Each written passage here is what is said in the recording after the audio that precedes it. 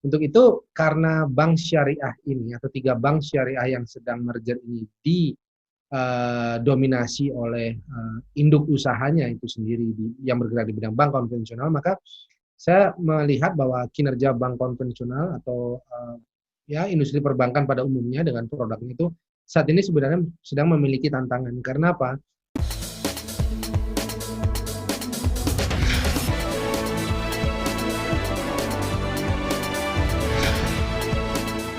Halo teman-teman, ketemu lagi di channel YouTube Erik Gumaryadi dalam program Panas Dingin. Episode kali ini gue mau ngebahas merger Bank BUMN Syariah.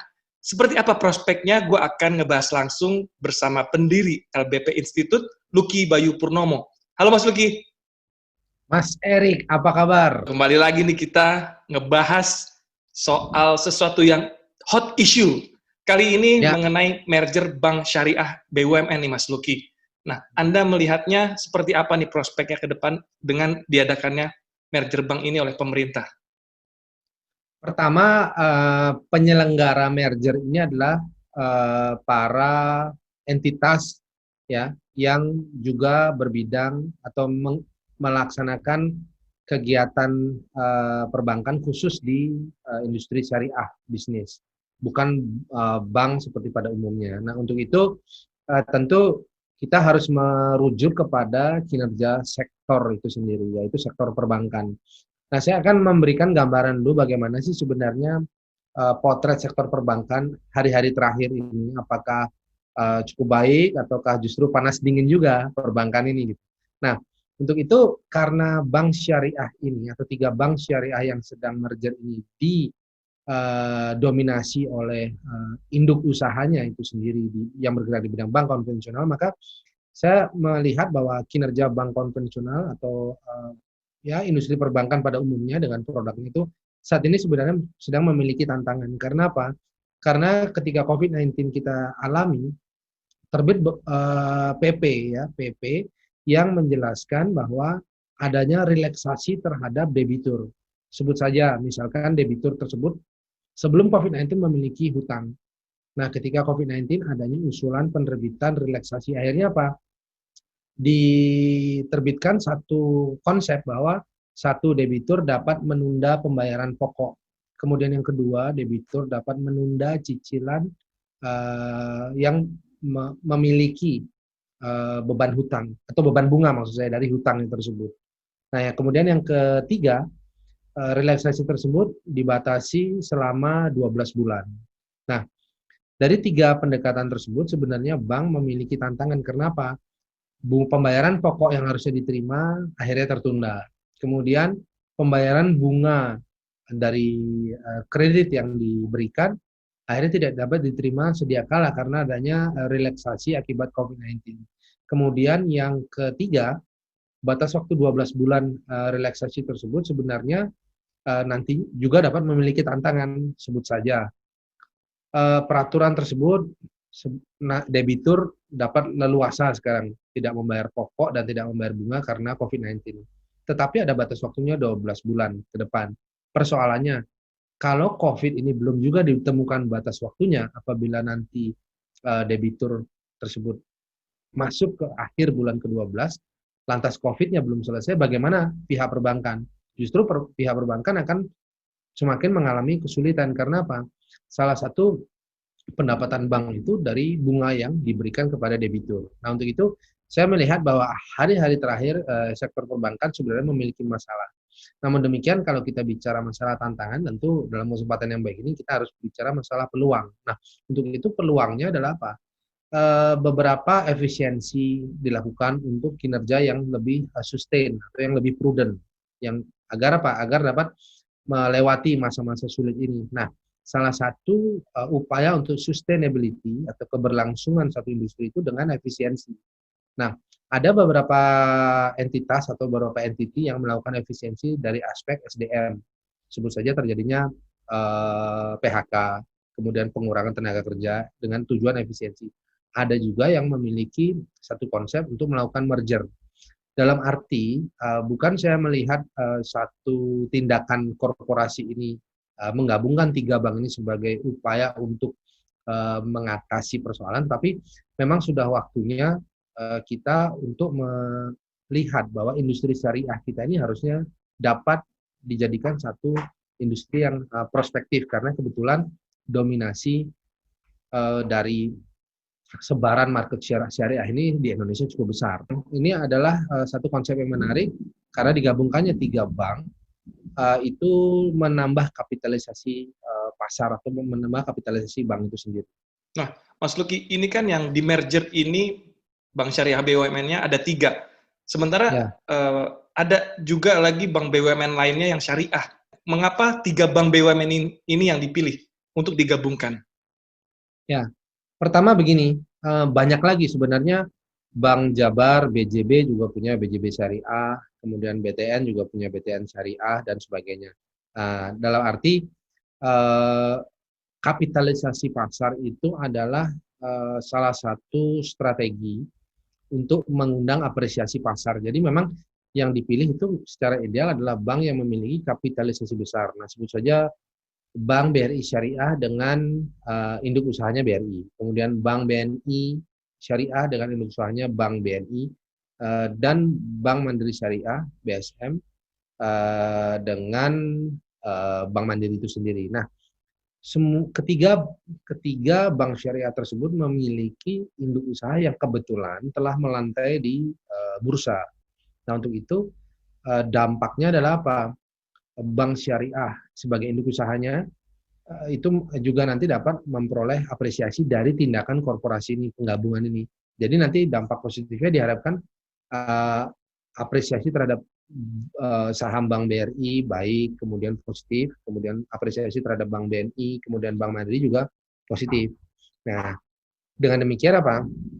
Mengapa 3 bank tersebut menjadi salah satu tujuan utama untuk menguji satu aksi korporasi ini? Saya kira salah satunya adalah untuk mendorong apresiasi pasar agar melihat bagaimana industri syariah itu juga menjadi industri yang berkembang, dan kebetulan BRI Syariah itu sudah melantai di bursa juga. BRIS sudah melantai di bursa dan BBRI sudah melantai di bursa. Nah, Mas Luki, ketika isu atau berita merger bank ini sudah ditandatangani nota kesepahaman, saham BRIS langsung melesat dan auto reject atas. Itu Anda melihatnya seperti apa selama beberapa hari kemarin itu sempat langsung arak gitu, Mas? Ya, pertama isu dari auto reject atas atau ARA itu menjadi satu sentimen yang wajar karena memang apresiasi pasar seperti yang tadi saya ungkapkan pada kali pertama itu tercapai. Nah, di mana Kementerian BUMN juga melihat ini satu momentum yang baik karena apa? Saham yang menjadi objek transaksi untuk merger itu akhirnya diapresiasi. Nah, lebih jauh daripada itu saya melihat bahwa sebenarnya tantangan ke depan itu juga ada, karena saya akan angkat tagline dalam panas dingin ini, apakah saham syariah akan meriah setelah merger. Jadi untuk meriah setelah merger itu ada 3 komponen utama yang harus diperhatikan oleh sektor perbankan dan regulator juga para stakeholder atau pemangku kepentingan. Pertama adalah satu, dari aspek pembiayaan, apakah ketika merger nanti aspek pembiayaan itu tetap menjadi perhatian utama, dalam arti dapat tidak mengalami peningkatan, karena tujuan adanya bank itu salah satunya selain menerima deposit, dia juga harus mampu menyelenggarakan pembiayaan. Itu satu, pembiayaan berbasis syariah. Kemudian yang kedua, DPK, dana pihak ketiga. Walaupun sekarang digabungkan itu sudah cukup besar, lebih dari 250 triliun, tetapi ketika penggabungan itu terjadi, ada tidak target yang lebih tinggi daripada penggabungan 3 bank tersebut. Dan targetnya berapa? Karena apa? Tujuannya kan ingin bersaing di industri syariah secara global. Kemudian yang ketiga, bagaimana nanti kapitalisasi pasar? Apakah nanti justru dengan adanya merger ini, kapitalisasinya tersebut akan mengalami kenaikan. Jadi 3 konsep itu sebenarnya, apakah nanti asetnya akan naik, apakah nanti pembiayaan juga semakin besar dan semakin banyak orang yang merasakan dampak dari merger ini dengan menerima pembiayaan. Kemudian yang terakhir itu, bagaimana juga mengenai apa? Mengenai persoalan-persoalan terhadap jumlah aset. Jumlah asetnya harus juga mengalami pertumbuhan. Nah itu tantangan itu bank syariah agar meriah dan jangan sampai nanti setelah merger justru panas dingin. Mas Luki, nah ini ngomong-ngomong masih kita ngomong soal saham dari BRIS nih Mas Luki, dengan situasi Ya. kondisi yang seperti saat ini dan kemarin sempat ARA, itu saran bagi investor dari Mas Luki ini untuk saham BRIS lebih baik jangka menengah atau panjang? Tentu kita harus melihat satu pilihan transaksi dalam 3 dimensi waktu. Pertama jangka pendek, jangka menengah, dan jangka panjang. Nah, dalam situasi seperti ini, anjuran transaksi yang dilakukan itu adalah jangka pendek hingga jangka menengah. Tidak untuk jangka panjang. Kenapa? Karena industri syariah saat ini tetap menjadi industri alternatif. Ya, para pelaku transaksi tentu membutuhkan literasi dan inklusi mengenai syariah. Walaupun dapat dikatakan syariah financial syariah ini mengalami perkembangan yang cukup baik, tetapi tetap bahwa tantangan ke depan itu adalah literasi dan inklusi keuangan memanfaatkan produk-produk syariah. Nah, untuk itu yang kedua, alasan tersebut mengapa? Karena masih ada induk usahanya seperti Bank BRI, kemudian Bank BNI dan Bank Mandiri. Nah, saran mengapa jangka pendek hingga jangka menengah itu baik dilakukan, justru diversifikasi ini menjadi kesempatan bagi para pelaku transaksi. Untuk apa? Kalau tadi saya katakan ada jangka pendek dan menengah, jangka panjangnya apa? Jangka panjangnya adalah melakukan transaksi di induk usahanya itu sendiri. Nah, sehingga itu menjadi satu konsep yang cukup baik untuk transaksi. Nah, Mas Luki, dengan mergernya 3 bank BUMN syariah ini, tentunya nanti ke depannya akan ada yang menjadi nakodanya, ya kan? Nah, Anda melihat dari 3 bank ini, sepertinya yang akan jadi nakodanya siapa nih, Mas? Bank BRI Syariah. Oh, Bank BRI Syariah. Tapi kan kalau secara kita berbicara nilai aset, Mas, itu kan Mandiri paling besar. BRI itu seingat saya Mandiri, BNI baru BRI. Kalau secara aset, apakah untuk nakoda itu melihat dari secara aset atau seperti apa, Mas? Ya, pertama Bank BRI Syariah itu mengapa BRI? Karena market share-nya juga paling besar. Itu yang menjadi alasan pertama. Dan yang kedua memang Mandiri. Mandiri Syariah memang memiliki jumlah aset, kemudian total aset yang tidak kalah terhadap BRI. Tetapi yang terpenting adalah apa? Market share. Nah, kebetulan BRI sebagai commercial banking itu masih menjadi market leader hingga saat ini. Nah, Mas Luki, ini kan merger bank ini direncanakan tahun depan ya. Nah, ini apakah saham dari BRIS ini nantinya akan terdilusi atau seperti apa nih, Mas? Mungkin bisa dijelaskan juga dilusi itu seperti apa, Mas, ke teman-teman panas dingin nih? Ya, jadi gini, setiap tindakan korporasi, apakah itu right issue, apakah itu stock split, apakah itu merger, tentu ada proses dilusi atau diluted. Nah, diluted itu adalah apa? Porsi yang mengalami penurunan dari jumlah sebelumnya. Karena apa? Adanya satu penggabungan. Nah, tentu ketika sebut saja kue ya, kue dalam satu lingkaran penuh itu ditumpuk dengan kue berikutnya di atasnya. Nah, tentu ada satu bagian ya yang apa ya, yang mengalami apa? Diluted atau mengalami penurunan nilai karena apa? Jumlahnya itu digabung.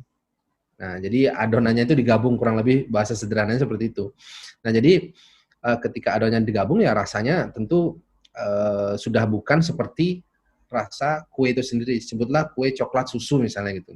Nah, ini untuk teman-teman panas dingin dalam kesempatan ini saya coba dengan singkat menjelaskan apa itu dilusi. Ya, dilusi itu secara singkat itu adalah penurunan nilai porsi kepemilikan gitu.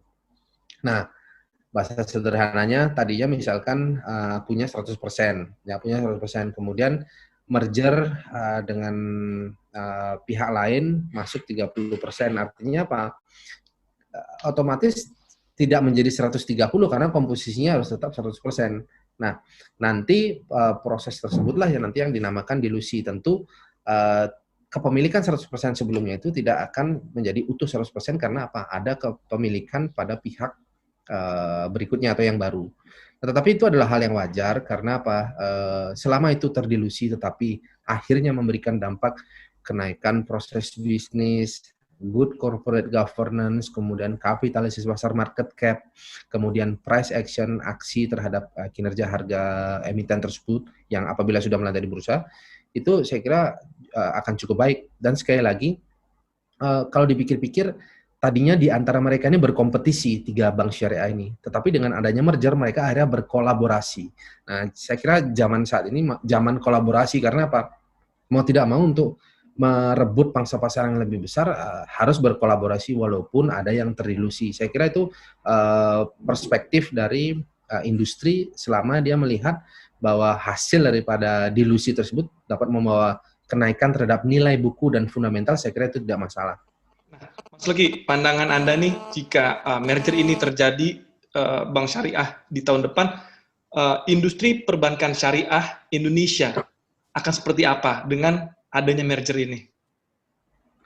Pertama, tentu nanti dalam setiap komposisi atau pengolahan perusahaan ya, itu harus digawangi oleh para profesional, kemudian para pelaku industri yang bergerak di bidang keuangan yang benar-benar memahami persoalan peluang dan tantangan gitu. Karena ke depan kalau kita lihat Malaysia juga menjadi salah satu negara yang memperhatikan benar-benar industri syariah ini. Kemudian banyak lagi negara-negara lainnya yang market cap-nya juga lebih besar gitu. Kalau hanya sekedar ingin merger lantas hasil daripada merger itu hanya untuk menjadi atribut penyelenggaraan perbankan, saya kira itu hal yang biasa. Tetapi kalau mau yang luar biasa tentu manuver daripada setiap pengurus, daripada hasil rules yang ditentukan ini memang benar-benar memiliki tujuan untuk apa? Mewujudkan industri syariah Indonesia dapat bersaing di kancah global. Dan satu kata kuncinya, kebetulan Indonesia ini market share untuk syariah itu sangat potensial. Karena apa? Ini adalah industri yang perlu diperkenalkan melalui inklusi dan literasi keuangan. Nah, koperasi saja bisa saat ini berkembang dan mudah dipahami. Nah, apalagi syariah, karena kan konsep-konsepnya itu tentu konsep-konsep yang dapat diterima kepada segala lapisan masyarakat. Nah, kalau secara peringkat nih Mas, untuk perbankan syariah di seluruh dunia ini, kita ini di peringkat keberapa kalau menurut Mas Luki ini? Secara eksak ya, secara eksak itu kita masih bersaing dengan negara-negara berkembang karena Indonesia ini adalah negara berkembang atau emerging market. Kemudian ada negara-negara Timur Tengah, kemudian negara-negara maju lainnya yang sudah mengembangkan syariah. Artinya secara eksak saya melihat kita belum sampai kepada posisi yang diperhitungkan dalam arti apa? Karena memang kapitalisasi pasarnya juga dalam masa pertumbuhan karena kan emerging market gitu. Nah, tetapi justru kalau kita bicara masalah ranking, walaupun kita harapan 1, sebut saja harapan 1, kita masih memiliki peluang untuk naik ke juara 3, juara 2, mudah-mudahan juara 1. Nah, itu tantangan. Jadi saya melihat kalau kita mau buat positioning itu adalah masih harapan 1. Dan itu tugas sebenarnya bagi kita bersama sebagai konsumen ya, yang ingin mengkonsumsi produk syariah, juga para regulator, apakah itu OJK ataukah Kementerian BUMN dan sebagainya, untuk mewujudkan industri syariah ini agar lebih baik. Oke, Mas Luki, terima kasih banyak atas informasinya. Teman-teman, demikian diskusi saya bersama pendiri LBP Institute. Jangan lupa untuk subscribe, like, dan komen channel YouTube Erik Gumaryadi. Sampai ketemu di konten berikutnya.